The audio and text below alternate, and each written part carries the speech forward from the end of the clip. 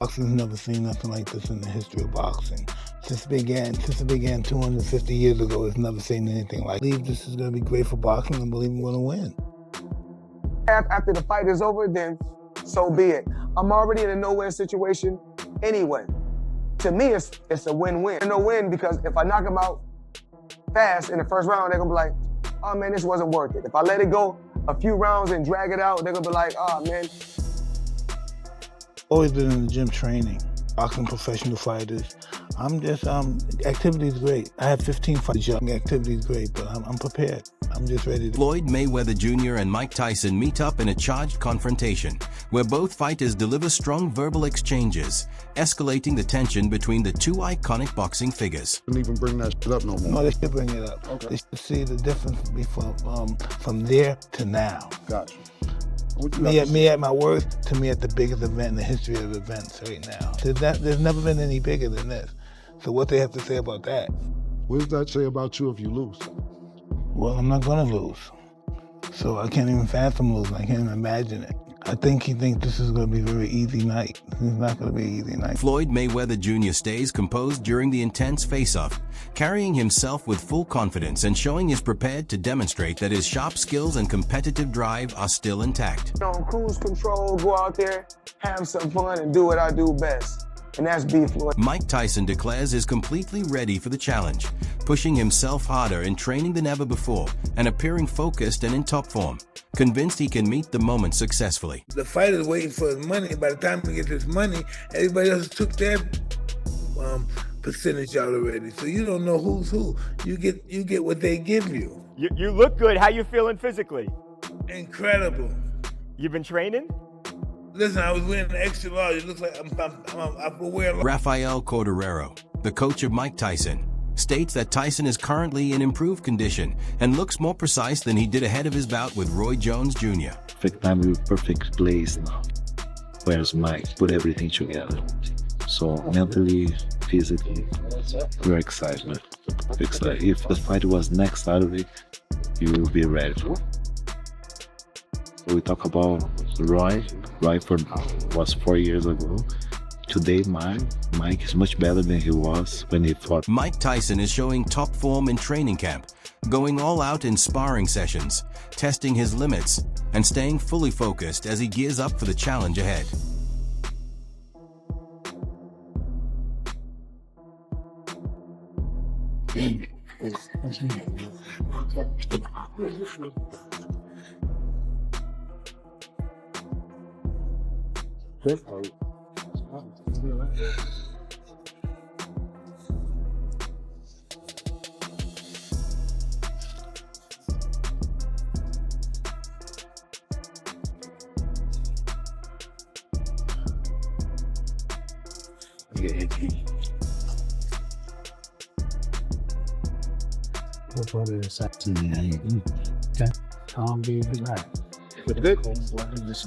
Round one.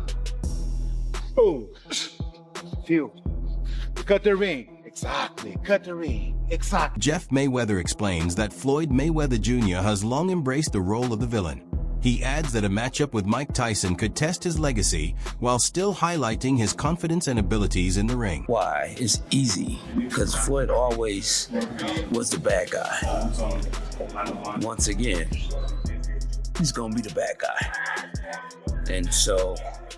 And I think that if there's any way to try to remove his O, it may happen. Meanwhile, Tony Jeff recently claimed that Floyd Mayweather Jr.'s comeback is fueled by pride, suggesting he struggles to accept being outshined, particularly following the attention around Mike Tyson's bout with Jake Paul. We've got to make as much money as we can while we can, and then get out of the sport. But with these two, they're multi-millionaires. And I want to get into the tail of the tape and talk about exactly the records and all of that stuff with it. But first, I just want to say, I believe that these are doing this for different things.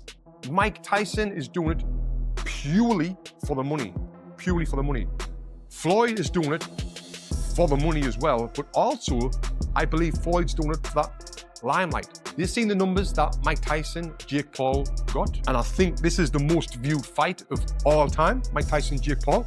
I might be wrong in saying that, but I'm sure it was. It was hosted on Netflix. And Floyd's been one in the past with his ego that he wants to just, be in that limelight all the time. And when you're not in the limelight all the time, you want to... Floyd Mayweather Jr. is putting in serious work during training camp, showing impressive sharpness and fluid movement, appearing notably youthful, while displaying the same speed and accuracy that defined him at his peak.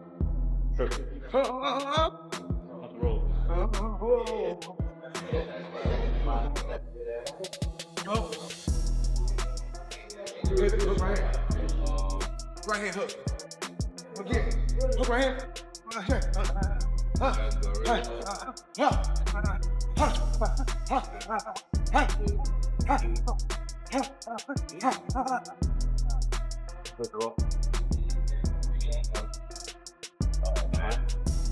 Slide and drop. Punch it, wait it, help me go. Drop, drop. Walk it. Pitch it. Pitch it. Six. Punch it. Pitch it.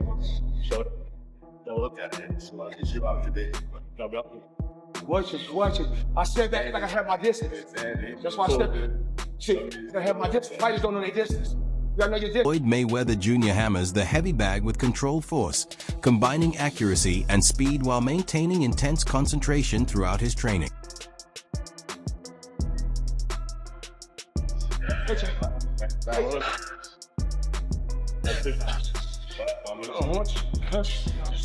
Again, touch the down. Hedge it.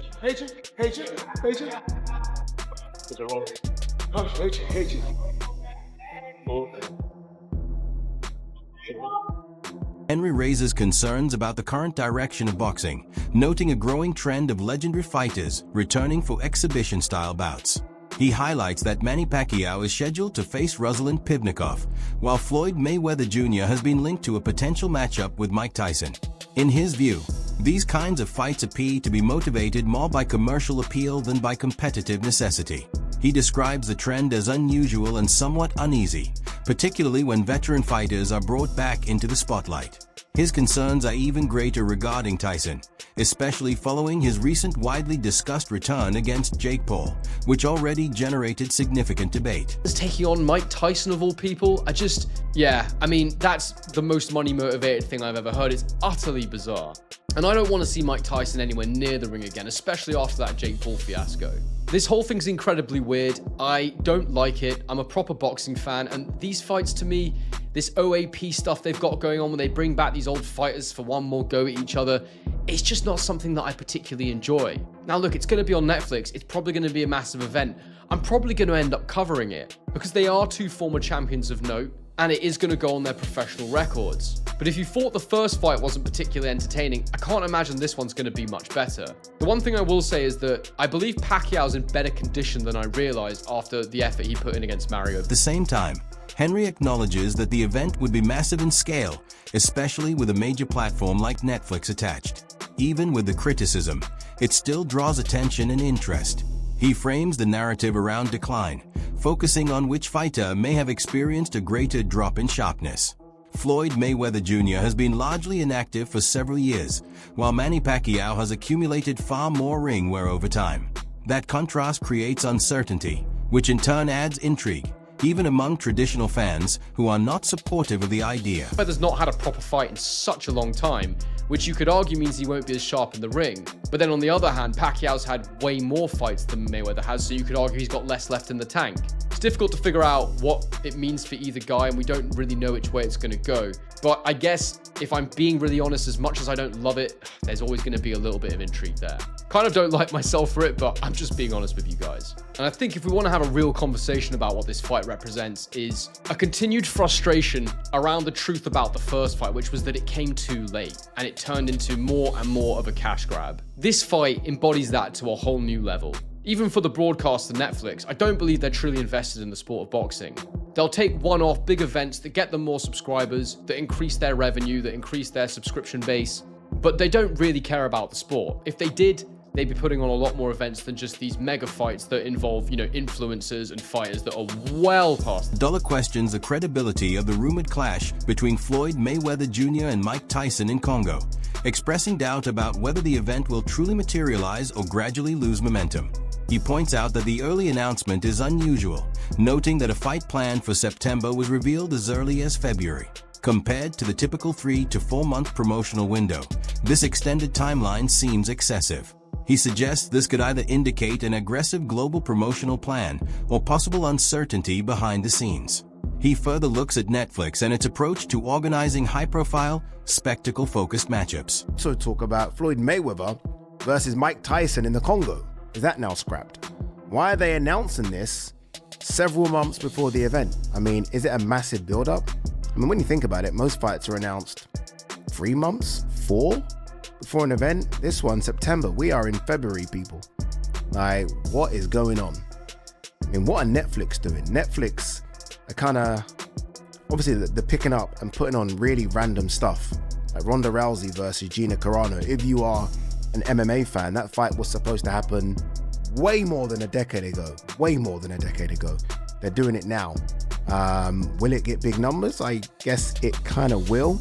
They've obviously done the Jake Paul stuff. Jake Paul, Mike Tyson, Jake Paul versus AJ. They done massive numbers. Crawford Canelo, a serious fight, and then they're doing... From crossover-style concepts to the huge viewership figures driven by Jake Paul events, the platform is clearly aiming for broad, mainstream attraction. Aid acknowledges that this approach is probably effective, even if it may appear unconventional. Despite his reservations, he speaks as a true admirer of Floyd Mayweather Jr., explaining that his interest in boxing began with the dominance of Mike Tyson, later expanded through British boxing figures, and eventually returned to American boxing because of Mayweather's excellence. He describes Mayweather as a rare talent who combined promotional brilliance with high-level ring IQ, drawing a comparison to Conor McGregor, who achieved similar success in blending marketing with performance in his own sport. Massive Floyd fan. Like, my journey into boxing, obviously when I was young, it was very much Mike Tyson, but then it went and became a UK thing. The ITV days of, I don't know, Ben Eubank, etc., Michael Watson, and then eventually Joe Calzaghe, Prince Nassim, etc., etc. My reason for going back and watching American boxing is solely down to Floyd. But I was obsessed with everything Floyd Mayweather did. I thought he was a genius when it comes to marketing and a genius in the ring. It's very rare that the two go together, which is why I think everyone kind of fell in love with Conor McGregor, right? Because Conor McGregor was a genius outside the ring in terms of how to sell a fight. And in the octagon, he actually proved that he can fight as well. Floyd, obviously on a completely different level, but you know what I mean? Very similar. Someone that talks the talk and walks the walk. And Floyd most certainly. Wade Plemon offers his candid perspective on the return of Floyd Mayweather Jr. to competition, pointing to the balance between preserving legacy and pursuing financial gain. He notes that watching a fighter of Mayweather's reputation step back into the ring at this stage may leave some fans disappointed, as it can come across as being motivated more by monetary incentives than a genuine love for the sport. For many longtime supporters, this creates a sense of unease, as a celebrated career could appear to be overshadowed by business-driven decisions rather than purely athletic accomplishments. Mayweather had financial troubles because of the money he owed to the IRS, because of the terrible, terrible business and real estate investments that he's made, and apparently some of these have gone under, and he is owed back rent, or he is owing back rent, and he is delinquent on a lot of payments for a lot of different things right now. These things seem to have added up for Floyd, and now it's pretty apparent that not only is he doing these, bank robbery style exhibitions, but it looks like he absolutely needs to do it, which is very, very sad. Listen, I'm not the biggest fan of Floyd Mayweather as an individual outside of the ring, but I never want to see athletes have their money mismanaged or mismanage their own money so badly that they go broke in retirement, and it looks like that's kind of what's happening. And here's a snippet from Business Insider because it made me want to pay for the entire article. Despite widespread media speculation surrounding Floyd Mayweather Jr.'s financial status, Wade Plemon firmly dismisses suggestions that he is facing monetary difficulties, stating that the boxer is fully capable of handling his commitments. He argues that reports of significant debt are overstated and do not accurately reflect the reality of the situation. At the same time, he acknowledges that the proposed event carries substantial financial value and that economic incentive plays an important role in bringing it together. While some may interpret this as purely commercial or even disappointing, He presents it as a deliberate decision that aligns Mayweather's ongoing competitive mindset with available opportunities. In his view, the situation serves both as an entertaining spectacle for audiences and as an example of Mayweather's strategic approach to managing his career and personal brand. He strongly denies any kind of financial distress, but the headlines aren't slowing down. $54 million alleged dollars in debt. So it makes sense why they would want to do this, and it's strictly for money. Let's be honest. This is a clear money grab, but this is going to be a terrible fight. This is not going to be a fight that anyone outside of watching Mike Tyson walk to the ring and the idea that maybe he'll knock out the little guy in Floyd that Tyson for a long time didn't like. You know, for a long time called Floyd a small little angry man or a small little scared man because he couldn't walk his kids to school by himself, mainly because Floyd had, he kind of disrespected Muhammad Ali, who was Mike Tyson's favorite fighter and one that he would never put himself above. But Mike's 60 years old. And if there was a time for Mike to get him and knock him out or whatever, it never would have happened because they were in completely different weight classes and XYZ. If you wanted to settle it outside of boxing, that's one thing, but now they're stepping into this exhibition. There's not going to be any weight classes. Ariel Helwani offers a firm opinion on the anticipated matchup between two boxing icons, expressing concerns that have fueled ongoing debate among fans. He suggests the bout may not be essential, questioning the rationale behind bringing fighters back into competition at a later stage in their careers. In his view, the contest appears more like a spectacle than a true sporting event, given that both athletes are well beyond their peak and no longer operating at their highest physical level. He also raises concerns that the potential dangers could exceed any entertainment or financial rewards, stressing that the health and safety of the competitors should remain the primary focus. His remarks reflect a wider conversation within boxing regarding the return of former champions, particularly when such events seem driven more by attention and profit than by pure competition. While many fans may be excited to see familiar names step back into the ring, he advises caution, noting that age naturally impacts speed, reflexes, and stamina. From his perspective, the fight may be unnecessary and could risk diminishing the legacy of both fighters rather than enhancing it. Economic times, there's economic challenges. These corporations and companies, they're looking to make profit. And if they put out a pay-per-view, and a lot of people, another thing is the fighters. I'm blaming the fighters too, because there's a lot of guys, they're not bigger than the fighters of yesteryear. That's why you can have a Floyd Mayweather and Mike Tyson, whose brands are so big. This is going to be a big fight. It's going to be, just because it's a freak show, circus fight, whatever you want to say. Some people are going to be mad at it. I don't want to see it, blah, blah, blah. But the curiosity is always going to get the best of the masses, especially if they put this on Netflix or Amazon or whoever, right? And that's the reality. A lot of these new fighters, Gen Z fighters, people under 30, they're not. Johnny Nelson shares his perspective on the anticipated encounter between Mike Tyson and Floyd Mayweather Jr., pointing out details that may go unnoticed by many viewers. He observes that, even at this stage in his career, Mayweather still exhibits impressive hand speed, accuracy, and control, moving with a level of sharpness that can surprise experienced onlookers. During training sessions, he notes, Mayweather shows a youthful quality in his technique, working the heavy bag with intensity and maintaining a high level of focus that reflects long-term discipline and preparation. Nelson also highlights the personal factors behind a return to competition, explaining that such decisions are rarely based on pride or rivalry alone. Considerations like financial obligations, family responsibilities, and staying connected to the sport all contribute. While some fans express concern about potential impacts on legacy, Nelson emphasizes that both fighters remain highly capable athletes, combining experience, skill, and thoughtful preparation to perform at an elite standard. When you're going up against Floyd Mayweather, this guy was unbeaten as a fighter. He still physically has ring craft. He still physically can move about the ring and do what he has to do. I think for Mike Tyson, he's going to be very frustrated. He will want to lay a shot on him to get rid of him, but unfortunately, you slow down, Father Time gets the better of us all. And even though I think when it comes to a fan's favourite, I'm quite sure most of the fans I'd love to see Mike Tyson put Floyd in his place, and that's probably what will be the attraction as well. But you've got to remember, Mike Tyson's 59 years old. You've got to remember, Floyd Mayweather is still hitting the bag in the gym. He's still moving around, even though he's 48 years old. But you've got to remember, these guys are individuals, their fathers, their brothers, or whatever, and they still want to earn a massive chunk of money. Where's Mike Tyson? Whatever they're getting paid. Where's Mike Tyson at 59 going to earn this kind of money? Where's Floyd Mayweather at this time of life going to make this kind of money? It doesn't matter what we say about legacy. These guys have still got to live. These guys are still thinking, you know what, I'll take the heat, I'll take the criticism, but you know what, my bank account's all right, my family's all right. And I know it's crude, and I know it takes the shine off it, but that's real talk. So these guys are now in a position where where people want to pay them a lot of money to fight each other. It's against somebody they don't like. So again, ego's going to get the better of common sense. With Mike, as far as I'm concerned. That wraps up today's video. Stay tuned for more, and we'll catch you next time.